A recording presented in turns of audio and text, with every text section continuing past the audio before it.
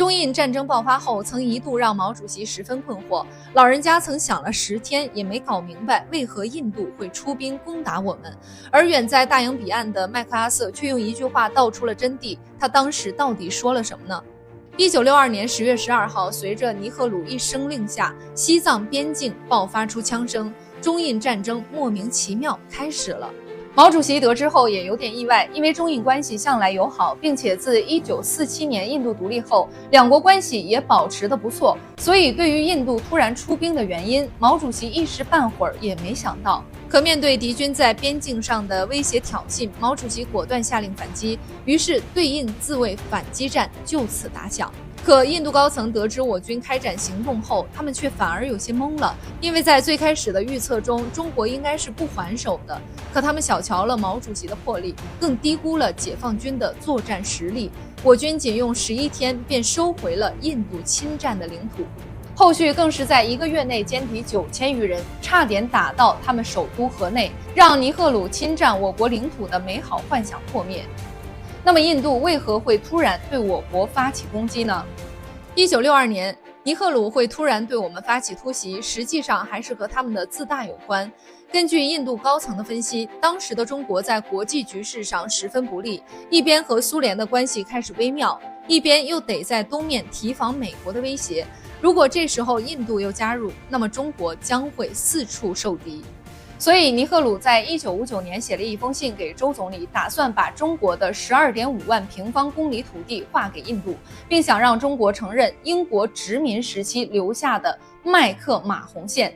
毛主席得知此事后当然拒绝了，而后经过不断的尝试，尼赫鲁发现中国确实有些畏畏缩缩，狂妄自大的印度对于这个结果很满意，因为他们觉得印度才是继美苏之后的第3大国，中国不敢冒着3面受敌的风险发起攻击，因此才有了后面印度一直在边境线上挑衅试探。即使中国真的出兵反抗了，那也打不过印度，反而能顺理成章地发起战争，谋求更多的土地和资源。可他们没想到的是，解放军并不是软柿子，而毛主席更是魄力非凡。当战役第1阶段结束后，见识过解放军实力的印军已经开始怂了，他们开始祈祷美军的援助能早些到来，然后结束这场不该发生的战争。可在这一时期，美苏因为古巴导弹危机都无法抽身，于是自大的印度就这样打破了原形，而我军则顺势收回被侵占的土地，并没有去侵占印度。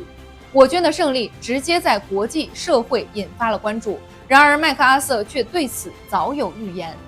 中印战争爆发后，远在大洋彼岸的麦克阿瑟得知消息后十分震惊，并在媒体前犀利评价，印度敢和中国开战，他们的脑子可能需要去医院检查一下了。要知道，麦克阿瑟作为美国著名军事将领，曾用一场仁川登陆扭转了朝鲜半岛的局势，声望直接达到了顶峰。然而就是这样一位军功显著的将领，却在后续的朝鲜战场上被我军教育了一顿，最终被联合国军撤职，灰溜溜地走了。所以见过中国军队的麦克阿瑟才会对印度这种行为嘲讽，而这番言论当时传到印度群众耳朵里时，直接引发了他们的不满，强烈要求麦克阿瑟公开给印度人道歉，却始终未得到当事人的正面回应。